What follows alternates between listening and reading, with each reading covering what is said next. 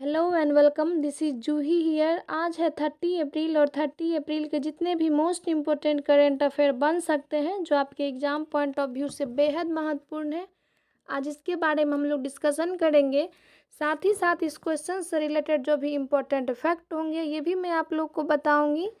आज इस जो करेंट अफेयर का विषय है, जो थीम है, वो है सिलेक्शन का डोज। मीन्स किसी भी एग्ज़ाम में अगर आप सिलेक्शन पाना चाहते हैं तो करेंट अफेयर की तैयारी ज़रूर करें। करेंट अफेयर की तैयारी करने से आपकी सफलता के चांसेस बहुत बढ़ जाते हैं।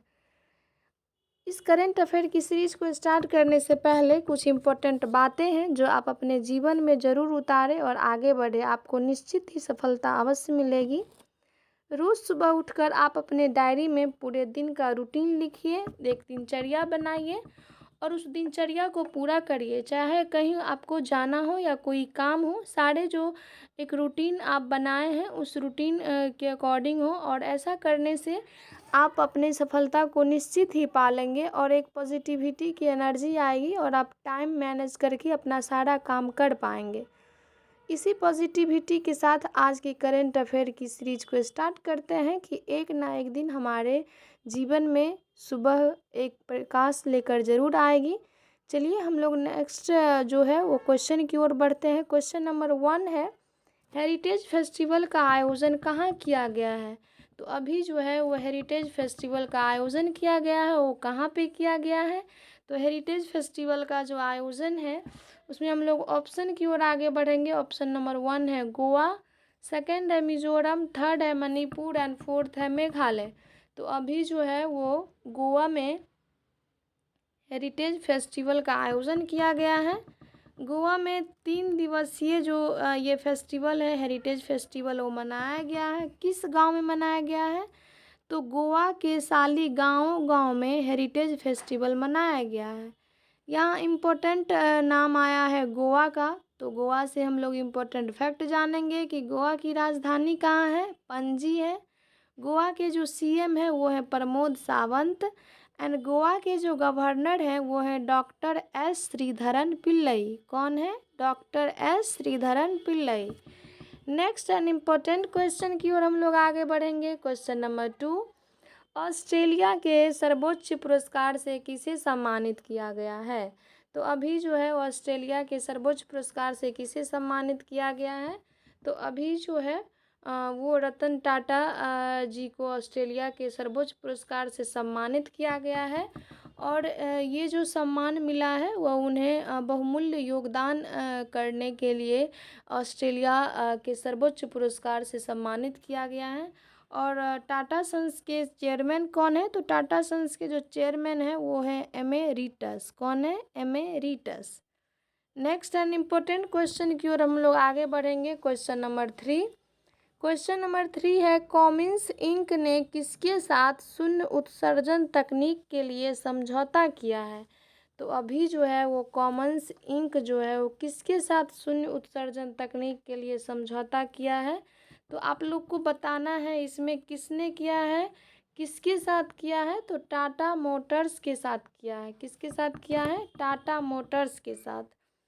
नेक्स्ट एन इम्पोर्टेंट क्वेश्चन की ओर हम लोग आगे बढ़ेंगे। क्वेश्चन नंबर 4, माउंट अन्नपूर्णा पे चढ़ने वाले पहले भारतीय व्यक्ति कौन बने हैं? तो अभी जो है वो माउंट अन्नपूर्णा पे चढ़ने वाले भारत के पहले व्यक्ति जो बने हैं वो कौन है? तो वो हैं अर्जुन वाजपेयी। कौन है? अर्जुन वाजपेयी, जिन्होंने माउंट एवरेस्ट पे चढ़ाई की है, वो भारत के पहले व्यक्ति बन गए हैं। यहाँ इम्पोर्टेंट फैक्ट माउंट अन्नपूर्णा का बात आया है, तो माउंट अन्नपूर्णा जो है वो दुनिया का 10वां सबसे ऊंचा पर्वत है और इसकी जो चढ़ाई की है वो अर्जुन वाजपेयी हैं, जो भारत के पहले व्यक्ति बन गए हैं। नेक्स्ट एन इम्पोर्टेंट क्वेश्चन की ओर हम लोग आगे बढ़ेंगे। Question number 5। क्वेश्चन नंबर 5 है, साइबर सुरक्षा कौशल कार्यक्रम किसने शुरू किया है? तो अभी जो है वो साइबर सुरक्षा कौशल कार्यक्रम आईआईटी कानपुर के द्वारा शुरू किया गया है। आईआईटी कानपुर ने अपना साइबर सिक्योरिटी साइकिलिंग लॉन्च किया है और अभी जो है वो साइबर सुरक्षा कौशल कार्यक्रम के तहत ये जो साइबर सिक्योरिटी साइकिलिंग है वो लॉन्च किया गया है। किसके द्वारा किया गया है? तो आईआईटी कानपुर के द्वारा। नेक्स्ट एन इम्पोर्टेंट क्वेश्चन की ओर हम लोग आगे बढ़ेंगे। Question number 6। क्वेश्चन नंबर 6 है, ब्रिटेन S4 में पोडियम पर फिनिश करने वाले पहले भारतीय रेसर कौन बने हैं? तो अभी कौन बने हैं जिन्होंने ब्रिटेन S4 में पोडियम पर फिनिश करने वाले पहले भारतीय बने हैं? तो ये बने हैं जेडन पेरियट। कौन बने हैं? जेडन पेरियट बने हैं, जिन्होंने पोडियम पर फिनिश करने वाले पहले भारतीय रेसर बनने का खिताब हासिल किए हैं। कौन है? Jaden Perriot. Next an important question की ओर हम लोग आगे बढ़ेंगे। Question number 7। क्वेश्चन नंबर 7 है, BBC के चेयरमैन पद से किसने इस्तीफा दिया है? तो अभी जो है वो किसने इस्तीफा दिया है? फर्स्ट है रिचर्ड शार्प, सेकंड है जय शाह, थर्ड है ग्रेग बार्कले और फोर्थ है अरुण कश्यप। तो अभी जो है वो रिचर्ड शार्प जो है वो BBC के चेयरमैन पद से जो है वो इस्तीफा दिए हैं। ये जो रिचर्ड शार्प हैं वो PM बोरिस जॉनसन के लिए $99,000 की जो निजी क्रेडिट है उस लाइन को हासिल करने में शामिल होने पर जो है उनको इस्तीफा देना पड़ा और रिचर्ड शार्प जो है वो इस्तीफा दिए हैं। नेक्स्ट एन इम्पोर्टेंट क्वेश्चन की ओर हम लोग आगे बढ़ेंगे। Question number 8। फॉर्म मशीनरी प्रौद्योगिकी पर शिखर सम्मेलन का उद्घाटन किसने किया है? तो ये क्वेश्चन क्या है कि फॉर्म मशीनरी प्रौद्योगिकी पर शिखर सम्मेलन का उद्घाटन किसने किया है? तो ये जो है वो नरेंद्र सिंह तोमर हैं, जिन्होंने फॉर्म मशीनरी प्रौद्योगिकी पर शिखर सम्मेलन का उद्घाटन किया है। नरेंद्र सिंह तोमर जो हैं वो केंद्रीय कृषि और किसान कल्याण मंत्री हैं, जिन्होंने 27 अप्रैल को जो है ये उद्घाटन किए हैं। और ये जो है ये नई दिल्ली में हुआ है और भारतीय उद्योग परिसंघ और ट्रैक्टर एंड मैकेनाइजेशन एसोसिएशन के द्वारा आयोजित किया गया है। किसके द्वारा आयोजित किया गया है? भारतीय उद्योग परिसंघ और ट्रैक्टर एवं मैकेनाइजेशन एसोसिएशन द्वारा आयोजित किया गया है। नेक्स्ट एन इम्पोर्टेंट क्वेश्चन की ओर हम लोग आगे बढ़ेंगे। Question number 9। क्वेश्चन नंबर 9 है, ग्लोबल गोल्ड अवार्ड किसने जीता है? फर्स्ट है वेल, सेकंड है नाल्को, थर्ड है गेल एंड फोर्थ है PGCIL। तो अभी जो है वो PGCIL जो है वो ग्लोबल गोल्ड अवार्ड जीते हैं। PGCIL का फुल फॉर्म क्या है? Power grid corporation of India limited. क्या है? Power grid corporation of India limited. Bharat सरकार के जो ये विद्युत मंत्रालय के एक महारत्न हैं CPSU को द ग्रीन ऑर्गेनाइजेशन द्वारा ग्लोबल गोल्ड अवार्ड से सम्मानित किया गया है। और ये जो है वो पावर ग्रिड के जो निदेशक हैं, कार्मिक निदेशक हैं, डॉक्टर BK सिंह को जो है ये अवार्ड प्रदान किया गया है। नेक्स्ट एन इम्पोर्टेंट क्वेश्चन की ओर हम लोग आगे बढ़ेंगे। Question number 10। किसे अप्रवासी उपलब्धि पुरस्कार से सम्मानित किया गया है? तो अभी जो है वो किसे सम्मानित किया गया है अप्रवासी उपलब्धि पुरस्कार से? तो इसे जो है ऑप्शन में हम लोग देखेंगे सियोमारा कास्ट्रो, टेलर स्विफ्ट, फाल्गुनी नायर और नीली वेंदापुरी। तो अभी जो है वो नीली वेंदापुरी को जो है वो इसमें अप्रवासी उपलब्धि के लिए सम्मानित किया गया है, नीली वेंदापुरी को। इसमें जो ऑप्शन है वो आपके लिए बेहद महत्वपूर्ण है। फर्स्ट है क्या है? सियामारो कास्ट्रो। तो सियामारो कास्ट्रो कौन है? तो ये होंडुरास की जो प्रेसिडेंट हैं। और सेकंड है टेलर स्विफ्ट, तो ये म्यूजिशियन है यूनाइटेड स्टेट की। और फाल्गुनी नायर जो है वो CEO एंड फाउंडर है नाक्या का, और जो इंडिया का एक फेमस ब्रांड है।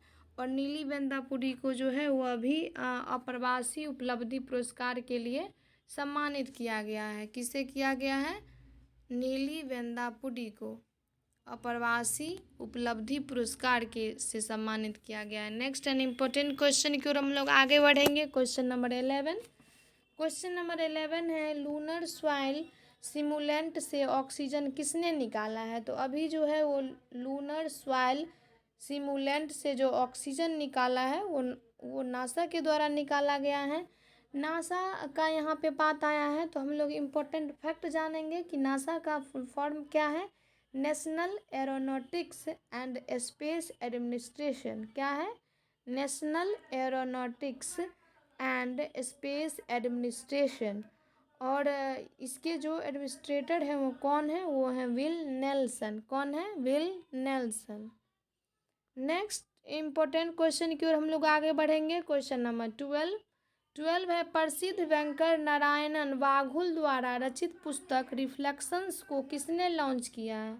तो अभी जो है वो रिफ्लेक्शंस पुस्तक लॉन्च की गई है और ये किसके द्वारा लिखी गई है? तो ये है नारायणन वाघुल द्वारा पुस्तक लिखी गई है रिफ्लेक्शंस। और इसको जो लॉन्च की है वो है निर्मला सीतारमन जी। निर्मला सीतारमन के द्वारा जो है अभी रिफ्लेक्शंस का लॉन्च किया गया है। नेक्स्ट एन इम्पोर्टेंट क्वेश्चन की ओर हम लोग आगे बढ़ेंगे। क्वेश्चन नंबर 13, किस रेजिमेंट में महिला अधिकारियों का पहला बैच कमीशन किया गया है? तो अभी जो है वो किस रेजिमेंट में महिला अधिकारियों का पहला बैच कमीशन किया गया है? वो है आर्टिलरी। कौन सा है? आर्टिलरी। ये जो चेन्नई की रेजिमेंट है और इसमें 5 महिला कैडेटों को ऑफिसर ट्रेनिंग एकेडमी में जो है इसमें पहला बैच कमीशन किया गया है। नेक्स्ट एन इम्पोर्टेंट क्वेश्चन की ओर हम लोग आगे बढ़ेंगे। क्वेश्चन नंबर 14 है, एशिया में एडीबी का सबसे बड़ा प्राप्तकर्ता कौन बना है? तो अभी जो है एडीबी का सबसे बड़ा ऋण प्राप्तकर्ता में कौन है लिस्ट में सबसे बड़ा? तो ये है पाकिस्तान। और पाकिस्तान को जो है उसे एडीबी का सबसे बड़ा प्राप्तकर्ता बन गया है, मीन्स वो ऋण में सबसे आगे है पाकिस्तान। और हम लोग अभी देखेंगे एडीबी की जो वार्षिक रिपोर्ट है इसके अनुसार पाकिस्तान जो है बड़ा प्राप्तकर्ता बन गया है। यहाँ हम लोग एडीबी के बारे में जानेंगे कि एडीबी का फुल फॉर्म क्या है। तो एडीबी का फुल फॉर्म है एशियन डेवलपमेंट बैंक और इसका जो हेडक्वार्टर है वो है फिलीपींस में है। और एडीबी के जो प्रेसिडेंट हैं वो कौन है? वो है मसात सुगु अस्कावा। कौन है? Masat Sugu Askawa. Next and last question की ओर हम लोग आगे बढ़ेंगे। क्वेश्चन नंबर 15 है, पशु चिकित्सा दिवस कब मनाया गया है? तो ये है 25 अप्रैल, 24 अप्रैल, 26 अप्रैल एंड 29 अप्रैल। तो अभी जो है वो 29 अप्रैल को पशु चिकित्सा दिवस मनाया गया है। इसका आप लोग विशेष जरूर याद रखें। इसका थीम है पशु चिकित्सा पेशे में विविधता, समानता और समावेशिता को बढ़ावा देना। क्या है? पशु चिकित्सा पेशे में विविधता, समानता और समावेशित को बढ़ावा देना। इसके साथ साथ हम लोग इम्पोर्टेंट जितने भी डेज बनाए गए हैं अप्रैल में इसके बारे में जानेंगे। 29 को एक और दिवस मनाया गया है, अंतर्राष्ट्रीय नृत्य दिवस। और अभी जो है जो भी हाल फिलहाल में मनाए गए हैं वो हम लोग जानेंगे कि अप्रैल में क्या क्या मनाया गया है। तो अभी 20 अप्रैल को जो है वो चीनी भाषा दिवस मनाया गया। 21 को राष्ट्रीय सिविल सेवा दिवस मनाया गया। 22 अप्रैल को विश्व पृथ्वी दिवस मनाया गया। 24 को पंचायती राज दिवस मनाया गया और 25 को मलेरिया दिवस मनाया गया। मैं एक वीडियो इस अप्रैल में पूरे अप्रैल जितने भी मोस्ट इम्पोर्टेंट डे मनाए गए हैं उसके बारे में बताऊंगी और साथ साथ थीम के बारे में बताऊंगी। एक अलग से वीडियो बना दूंगी जिससे आपके इम्पोर्टेंट डेज कवर हो जाएंगे। चलिए नेक्स्ट हम लोग आगे होमवर्क की ओर बढ़ेंगे। तो आज का आप लोग का होमवर्क है रूस के बारे में आप लोग को सर्च करना है और रूस के कैपिटल, करेंसी एंड पीएम का नाम ज़रूर आप कमेंट बॉक्स में लिखें। आप जितना सर्च करके लिखेंगे इससे आपकी जो करंट अफेयर की तैयारी है वो अच्छी हो जाएगी। और आज का जो सवाल है आप लोग इससे भी जवाब दीजिएगा कि किस राज्य सरकार ने एयर एम्बुलेंस सेवा शुरू की है। तो ये क्वेश्चन मैं पिछले क्लास में करवाई थी। अगर आप लोग को लर्न हो तो आप कमेंट बॉक्स में ज़रूर लिखें।